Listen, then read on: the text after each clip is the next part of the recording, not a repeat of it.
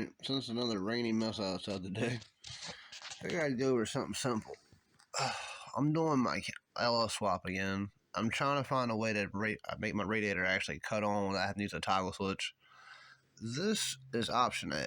This kit came in yesterday. It's basically just a relay, just a fuse, and just a couple wires, but it has a coolant little adapter. You basically put a coolant on one side, hook the other side through, and it has a hole for this little thermostat thing. It's actually, if I read it, it's a 190-degree thermostat switch. Basically, you put the switch in the hole, hook up one of the wires to it, and at 190 degrees, it makes your cooling fan come on. So, kind of gives you a cheap, easy option versus have to drive your car like, oh, I forgot to turn the switch on.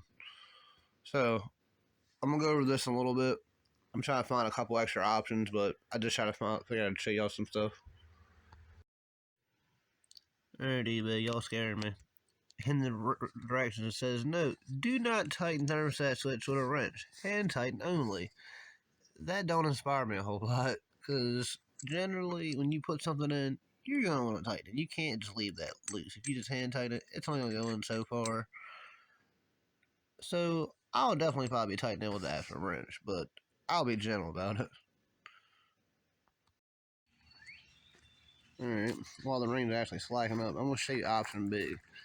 I'm actually going to wire my radiator fan to my computer so the fan actually turns it on. Give me a few seconds, I'll kind of explain more. Alright, with this method, you physically need to wire or hook up a plug off your fan. I just ran the actual plug and just deleted it, just made it a whole switch. Running the power wire up to the actual battery. Just physically probably put a terminal on it, hook it on the battery. The ground part, you need to actually run it into the cabin of the car. Well, where we got the computer mounted. Basically, I ran mine through my firewall, but if you have a computer mounted somewhere different, it kind of depends. But I'll show you what pin I use in a minute. The actual car turns the fan on through ground, not power. So basically, you ground it to the computer, and the computer turns on at a certain determined temperature. So give me a few minutes and I'll show you what I mean.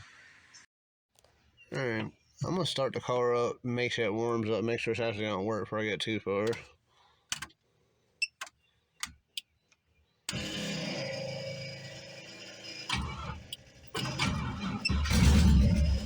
My car takes a lot of juice to start, so I do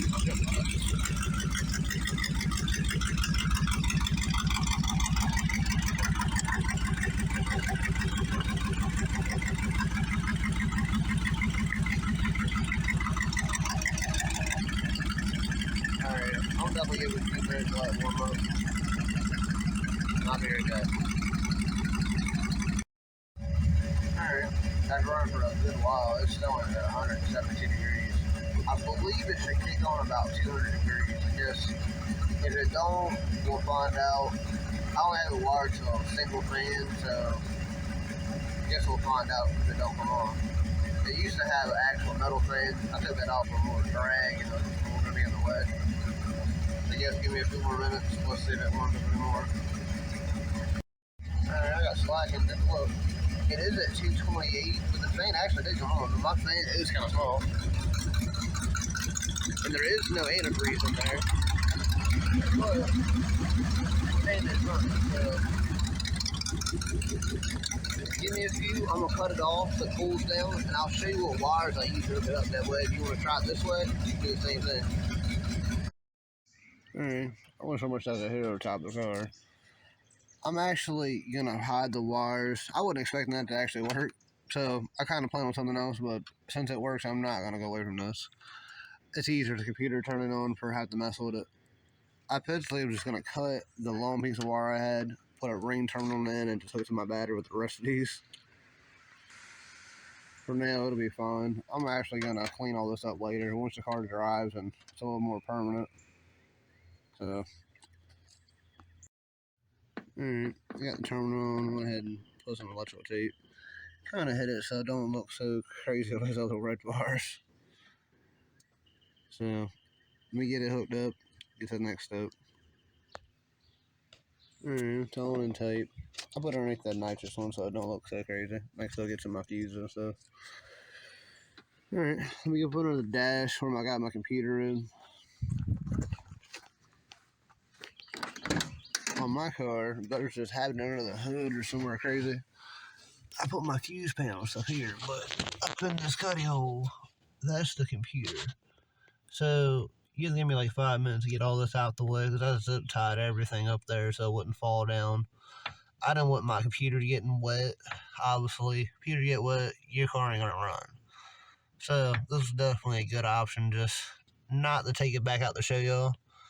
I might get lucky, better find the wire I use so you can see what pin it's on. I was gonna say it's raining, so I'm trying to hurry this up without getting downpour on. Basically, the ground wire is running from off the ground, off the fan. I just kind of hit it through the firewall and stuff. Depending on what kind of swap you got, I mean, I have like a cheap eBay harness. I'll show y'all that in another video. But there is the main harness. You don't need it. Don't mess with this. There is the under dash wire, as they call it. The green wire is what I went off of. This wire, physically, I just crimped on and just heat stringed it so it don't get wet or nothing messes up. Just that turns it on, I believe, 210. I could be wrong because I'm not 1,000% sure what the computer turns it on. It's just a stock computer we flashed. So, hope this helps you out. I mean, I had to figure this out the hard way through like hours of Google and asking 100 people and nobody knows, so I had to just kind of figure it out on my own. Alright, even though I'm not going to use this kit, I'm still probably going to use the little coupler because I have to run like 3 foot of coolant hose over, and it's not going to reach that far. But I'll still give y'all a breakdown how this actually works. I'm just going over the actual instructions. Basically, just the red wire just hooks to your battery. So literally, it'll just been run this over. Usually put a ring terminal or something on it.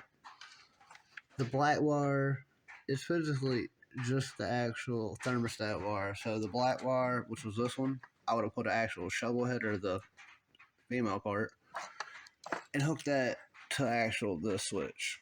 So the black wire went to this. The yellow wire literally is just a switch power source, so that you just ran to your car to something with the actual key off and key on power. I believe they said the gray wire you don't use. Then on the green wire, basically just hook the green wire, which is this one, hook it to the positive on your actual fan. And I believe you just ground the actual fan to a good ground. Yeah. Negative fan wire. Ring terminal, attach it to a good ground. Yeah. So it's not really simple. It does say just cut the other wire off. This one it says just put some heat shrink tube on it or something on the end so it don't touch anything. That is just blue wire. That's with your green wire. Basically, it's for 2 fans. I only got 1 fan, but if you do, you will need to hook the other wire up. But it's not really simple. The gray wire, I think they said, is used if you actually don't have the thermostat switch. You'll be just basically using a toggle switch, which it did come with. Hope this helps you out. This is option A. More like option B for me, but alright. I forgot to tell you, there is another option. It's not a good idea, but it can work if you're trying to get to home or just trying to make sure your car don't overheat. Just running an actual toggle switch to your actual fan does work. You literally just ground the actual fan's ground, run a power wire into your car to a toggle switch, and off that toggle switch run the other power wire to the actual battery. Not recommended. Do put a fuse on the end near the battery just in case it'll pop the fuse or catch your car on fire. Don't try this unless you have to. I mean, if you're just trying to make it work for like the day, it will work. I've done it 100 times. This is definitely the next best option besides the computer doing it by itself. We'll have them run a bunch of extra wire and stuff. So, hope this helps you out. Have a good day, guys. Be sure to like, subscribe. Have a good day. Alright, it is starting to rain pretty good now. It's supposed to be a thunderstorm in like an hour, so I'm going to come show y'all this now. I am still going to use that little adapter piece they sent with the kit. I physically don't have enough room or enough hose to go from here all the way up to the upper hose on the actual water pump. So, what I come up with, I'm going to use two 1.5 inch hoses. Find one with 180 degree on this side. This one I just found, so more likely I'm going to change it. It's just what I had laying around. This guy physically is just hooks in the hole.